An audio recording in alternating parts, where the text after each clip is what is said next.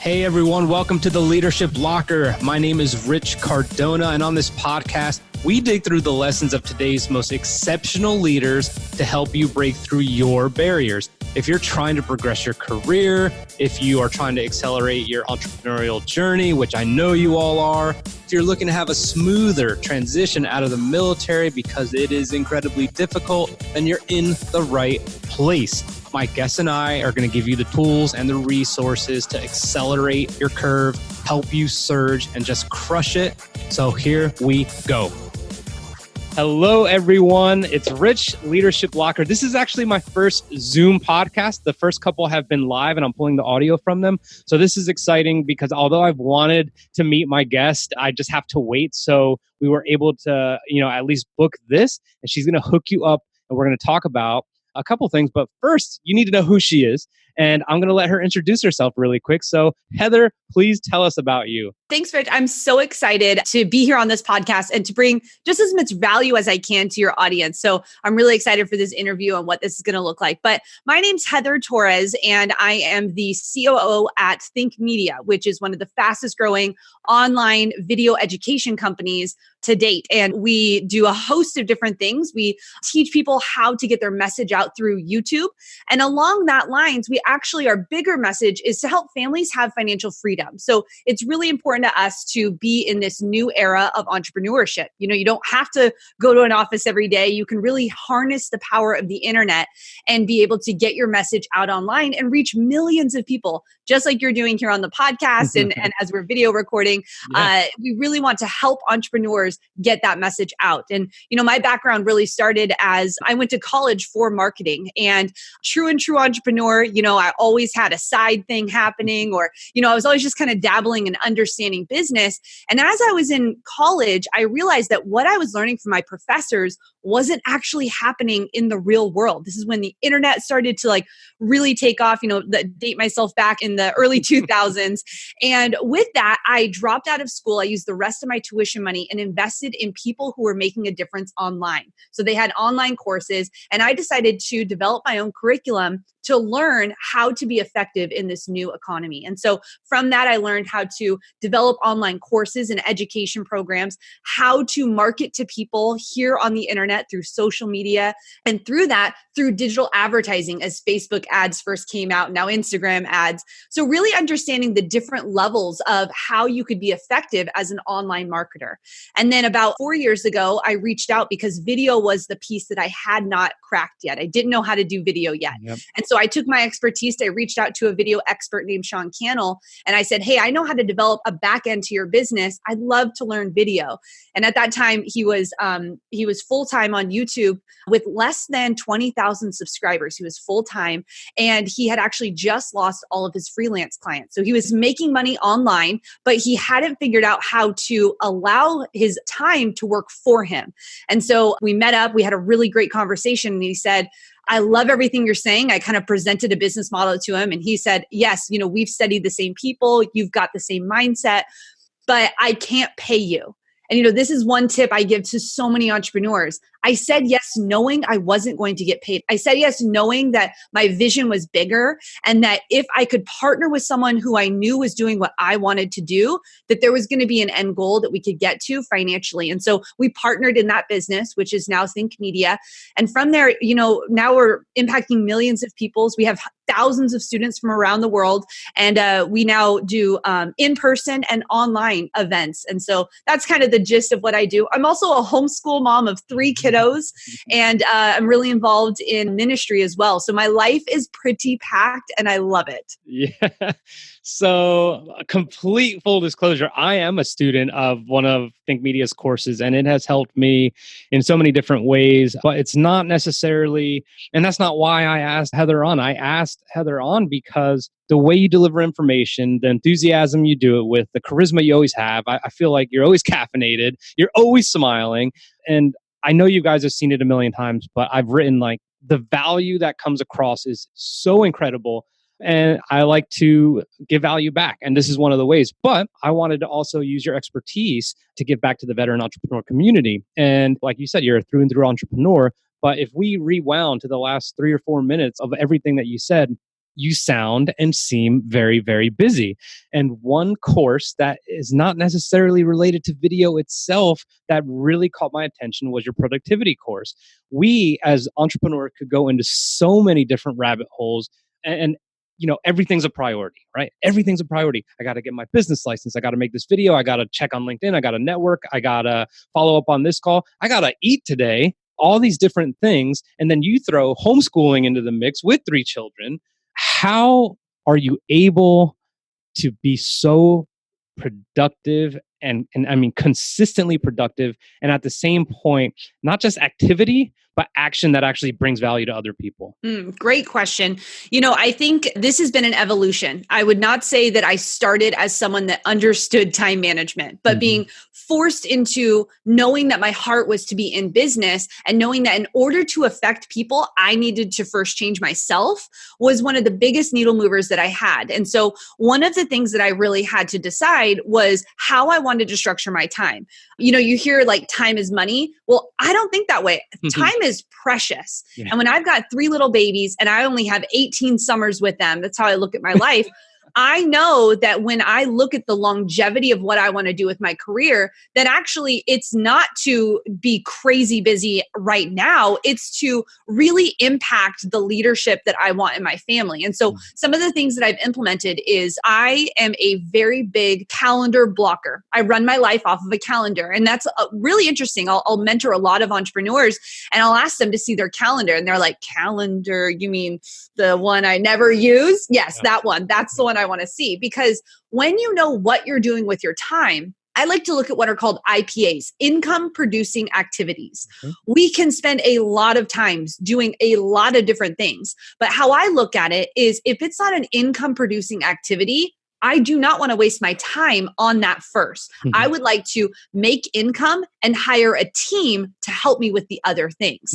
And so when I look at my life right now and what I've been able to accomplish over this last decade, first things first is I prioritized being a mother first. And so I didn't jump into business full time. I always had a side thing happening. I had little ones at home and I wasn't able to necessarily do what I'm doing today, but I was always studying. So when I think about time management, I thought, okay, I'm going to set aside time where I have to be the one that's learning. So I set aside learning time. That happens every single day because I knew that there was going to be a time when my kids got a little bit older where I'd have a little bit more freedom to jump into that. Sure. So going back to that, first thing is calendar blocking. Okay. How do I do what I do? I calendar block everything, which means my attention is focused on income producing activities in different calendar segments. So an income producing activity could also in the family time be sitting down and playing a game with my kids. Like that is, to me, that is income into the relationship bin, like that's into that bank, right? Yeah. So I kind of categorize everything I do. I only operate out of 4 or 5 bins. So does it matter? Is it in the family bin? Is it in the team bin? Is it in my community bin? Is it in my customers? So those are really big things. And when I look at my calendar every single week, I block out from the moment I wake up to the moment I go to bed, what am I actually doing? Because we waste so much time during the day if we're not focused on the right things.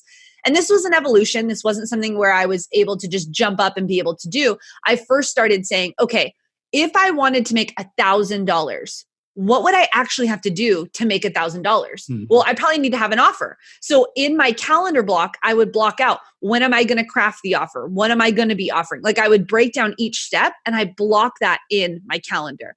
And so now running a team that operates around the country, having thousands of students, still homeschooling my kids, my husband and I have really been able to work our calendars to maximize the time that we're spending with our family, the time we're spending in our business, the time we're sleeping, because that's really important, right? I don't neglect sleep. That's a high priority for me. And then the time we're spending in ministry and in our community and serving others. So those are kind of the things that I do. And I put a lot of effort and a lot of focus into calendar blocking. And I challenge everyone to grab a calendar, whether it's digital or if it's a written calendar, and write out, one, what are the IPAs? What are the income producing activities that you want to do do, whether in your relationship bank or in your actual bank, right? And then from there, write out when are you going to do them and then commit to yourself. I think it's so easy for us to be non-committal to ourselves, but commit to everyone else's agendas. And if you turn that around and you commit to your own agenda first, the things you know are going to make an impact in your life and your family's life, then that's actually going to move the needle. And then other things start to fall in place after that. So I want to ask you right away, and I love all that, and the kind of philosophy of having different banks. Well, it seems like you have 5 different areas that require your attention, and everything else may fall into this area that is just not necessarily valuable to your time. But what about the people out there who are like, I can't live off a calendar. Like, I don't want to live off a calendar. I don't want to be a slave to my calendar. Like, I want to be able to go out and get wings and go watch Thursday night football and watch the preseason. Baker Mayfield's on tonight. What about the people that are reluctant to do so? What would you have to say to that? Yeah. I think that one thing I would say is, what is the impact you want to have on the world? When you know that we are only here for a limited time, like we are only here for a limited amount of time. Yeah. Are you trying to, exactly, one life? I love that, right behind you.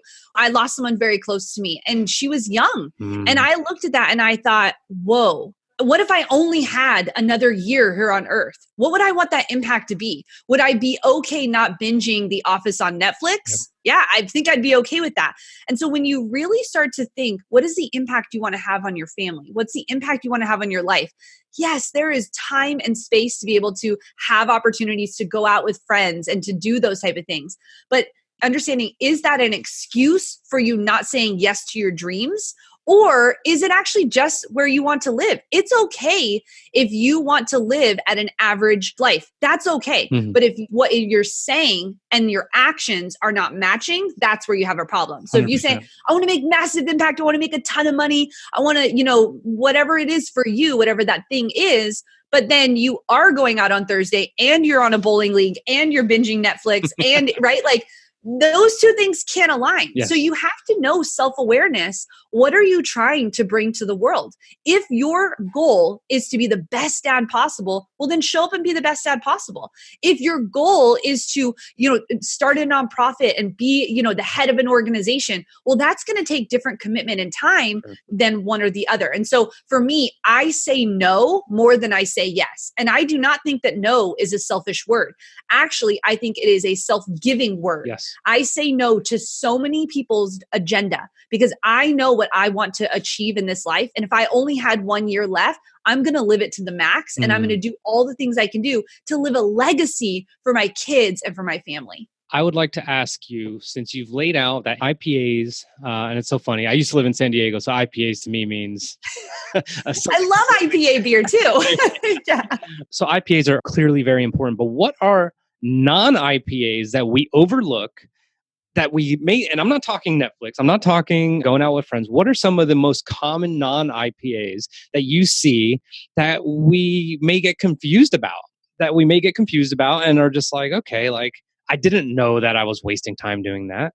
Wow, that's a really good thing. I would say a couple things. When you're going to start a business, so you're talking veteran entrepreneurs, when you're going to start that business, first understanding, like, it's not about having a business card. It's not about having the website set up. Like, a lot of times we think that's what needs to happen first when you start a business, but actually, like, get your first client, like help someone for free and start getting and gaining experience and start doing skills and things like that so that you're able to, like, before it's a business, it's a hobby. And so we do waste a lot of time on things like, I need to make sure all my social media is set up. I need to be posting on social media. No, don't post on social media until you have something happening. Like, that becomes a waste of time. It is a great tool to promote business when you have a business. And so I think a lot of times we waste time on that. Another thing that we don't actually count as an IPA that is critically important for entrepreneurs is our health. Yes. We neglect our health early on because we want to crush the Red Bulls and not sleep at all and not have a good, healthy diet. Listen, if you are not healthy for you first, how can you serve the people in the world you want to serve? How can you be there for your family in the ways you want to in the next 10, 20, 30 years? Your health matters so much. So that IPA for me is critical every single day. That sleep, that's nutrition, that's exercise, that's doing things that are providing self-care and things that are bring me joy, like hiking and reading and doing those things. Those are not wasted activities. Those are actually things that are going to keep you going for the long haul. Yeah. And I think if you if you are someone as talented as you will ultimately master the fact that you could be on social media while you're taking care of your health, because you're a runner and you post while you run, and it makes me laugh every time. So I want to get back to the calendar blocking. So you have your 5 kind of, what would you call them? I call them buckets. Buckets. Yeah, Your these are 5 my 5 buckets of life. Yeah. Okay. Now, if my bucket is, let's just assume that people love their family. So family's going to end up in one of them, and maybe their community as well. But let's talk about the business. If you could break down the business bucket into other buckets, what do you think that would look like? And how do you think people should block off their time, whether it is networking, whether it is posting, whether it is business development, like you said, like maybe just seeking out clients, like, hey, I'll work for free. What do you think? Not ratios per se, but are ways they could block that time off? One of the things that I do that my mentor, Brenda Burchard, taught me is done by one. So when I look at my calendar and I'm looking at what is in my work block, what is critical that I get done by one? Is it making 20 more sales calls? Is it crafting the offer? Is it getting a new YouTube ad set up? Is it posting on Instagram for the next week? Because I don't do it once a day. I do it once a week so that I'm not on social all the time. You'd be very surprised that most people that are running businesses about social media aren't on social all that much because they batch produce most of their content. And so when I think about what is critical in my work blocks, when I start work, I don't answer emails. I do whatever is the most income producing thing that I can do first with my energy before I go into emails and DMs and Instagram posts and all, like the comment section and all of those things. Now we have a team. So before I even answer team, what is it that I first need to get done? So when I look and like break down in my work block, I write out intentionally, what is the thing I have to get done today? If I were to only cross one thing off of that to-do list, what is that one thing? And I don't make it the last thing that I do in the day, because raise your hand, that used to be me. I'm like, oh, that's kind of the hard thing. I don't know if I want to do that right now.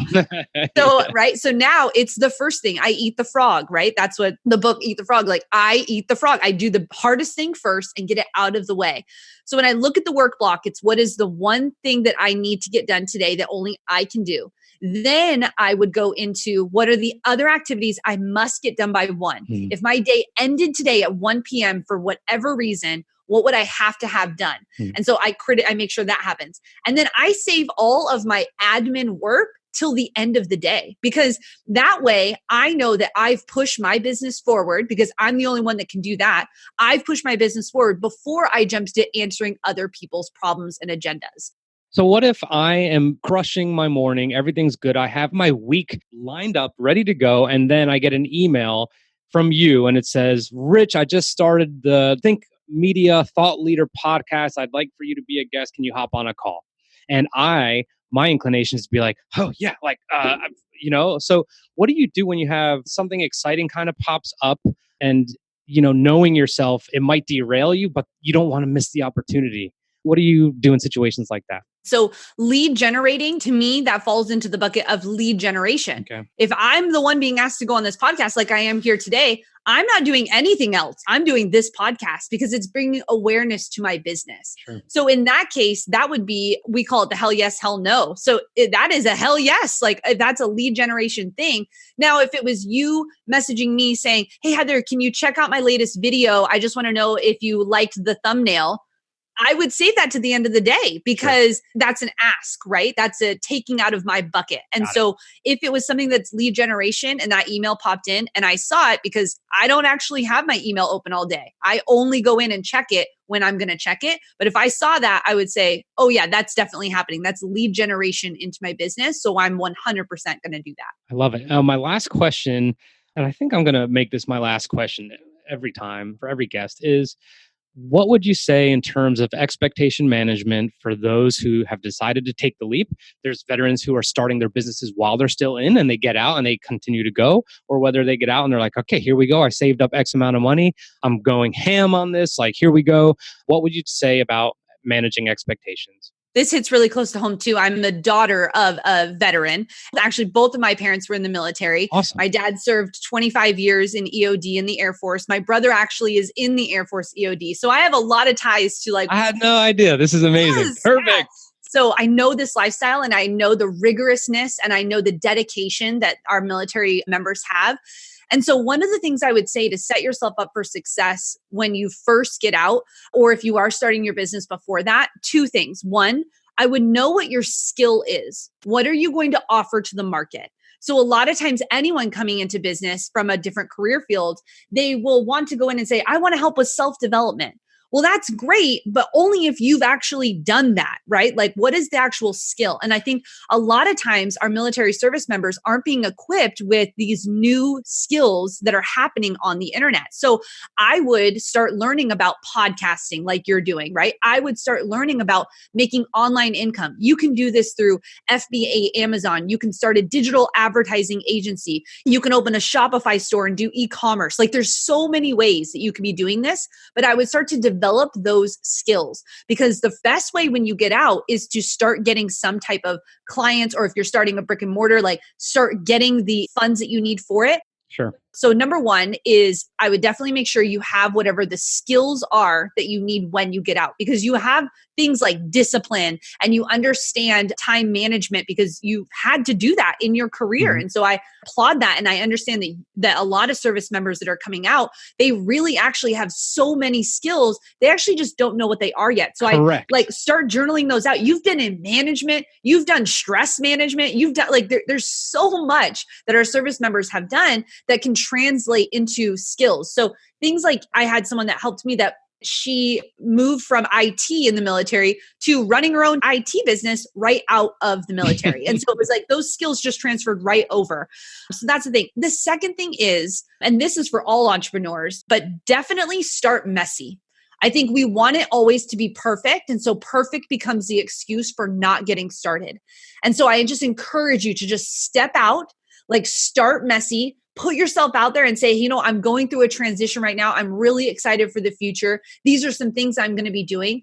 And then the third thing is get around people who are doing what you want to do, because that's where your life was in the military. You were around people that were already doing what you did. You had your own lingo, your own inside language. You know, it's like, it's its own world.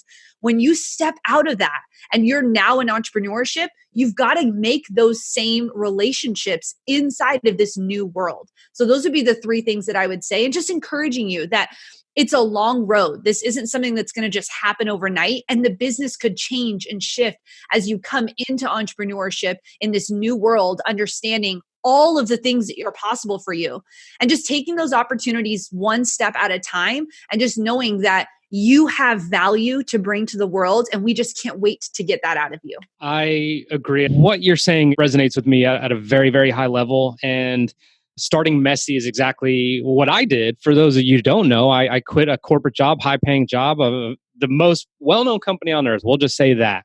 And I moved into my in-laws' basement with my daughter, my wife, and my dog. And I had no idea. I knew I really enjoyed photography. Then I started thinking videos are a little bit cooler. And I was messy. I mean, it was not pretty. I was spending money. I wasn't making money. And next thing I know, what you said is the most important. I did not find my tribe outside of the military. But what interested me, and this is the most important thing, is you said, get around people who are doing what you want to do. And that was Vid Summit for me. That's when I met Sean and Roberto Blake and Peter McKinnon and Pat Flynn. And now I've actively engaged with them in multiple different ways. And I mean, of course, I can't just call anyone up anytime I want, but I'll get tips here and there, or I'll end up signing up for a course because I know you guys are legit. My BS meter has never gone off when I've talked to you guys. And I'm just like, okay, if anything, I'm almost like, I don't even know where to begin because there's so much here. But at least I know there's replays. I know the community is strong. And that's one thing I want to say for anyone out there who may not be in a brick and mortar or anything and is looking into the kind of content creation community. The creator community to me has surprised me beyond my wildest dreams because people are so insanely helpful. I think collaboration over competition is one thing I've seen more than anything. But anyway, I really, really applaud everything that you've said. And I know you've already brought value so much to aspiring entrepreneurs that are coming out of service. And the last thing I wanted to ask is, do you have any events coming up that you'd like to talk about or mention? And then where can we find you? If we're interested in making money online and developing multiple income streams, whether it be YouTube or something else, where can we find you so we could seek you out? Yeah, great. Thank you so much. And I just want to applaud you for stepping out and doing this. I know that this is not something that's easy, right? Like all of this stuff, it is hard. And I just want to applaud you and I want to honor you for the service you've given our country and for the freedom that you've allowed us to have and the freedom to be able to do this and just the community that you're creating. I know this is going to be a movement. This is something that's very much needed in our veteran community. And so I just want to applaud you as someone who's stepping out to lead that movement. Thank you. For us at Think Media, our mission is to help 10,000 people create financial freedom through the power of online video. And that to us is what we're all about. So you can find us a couple places. You can find us on YouTube where you can just type in Think Media and we have a ton, hours and hours and hours of free content about how to do everything from choose a camera to get views on YouTube, to make money, to start a business, everything on that. Then beyond that, if you'd like to go deeper, we do offer an entire educational arm. So just like you were saying, you're a part of our Video Ranking Academy community. And that all starts with just a free masterclass that we have for you. Yep. That gives you an introduction to what our online academies look like. And you can find that at thinkmasterclass.com. And then beyond that, we do offer an in-person once a year conference that we do right now here in Las Vegas in September. That's called Grow with Video Live. And we have some exciting announcements. We're partnering with some really great companies for that. And then beyond that, we also do one-on-one coaching. So if you know that you are like, I just want to go right to the expert, I'm ready to just, really get that one-on-one service. Those are the different avenues that we offer. But like you said, plugging into the community that you want to be in is massively important. Huge. And I would just say, just like you did in the military, where you had people that were ranking above you that were your mentors, when you step out, find the mentors.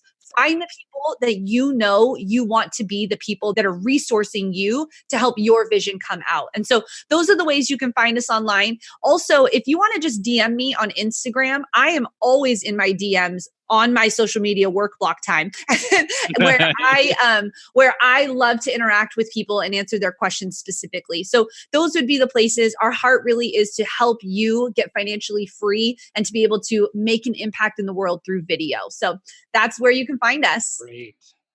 I will link all of that in the show notes. Heather, thank you so much for being my first Zoom guest. I cannot wait to meet you in person at some point, and we will follow up, and maybe I'll have a new subject for you that I'm going to ask you to help me tackle. But thank you very much for your time, and good luck with the conference coming up soon. I wish I could be there, but I can't. And I'm so excited for you guys. Endless thanks, and I appreciate everything that you do. Thank you so much for your time today. Thank you for listening to The Leadership Locker. For more about us, how we can serve you, and for other episodes, please visit richcardonamendia.com/podcast. If you liked this episode a lot or little, please don't forget to subscribe so that way my guests and I can continue to deliver some heat and get you the knowledge that you want. Don't miss an episode.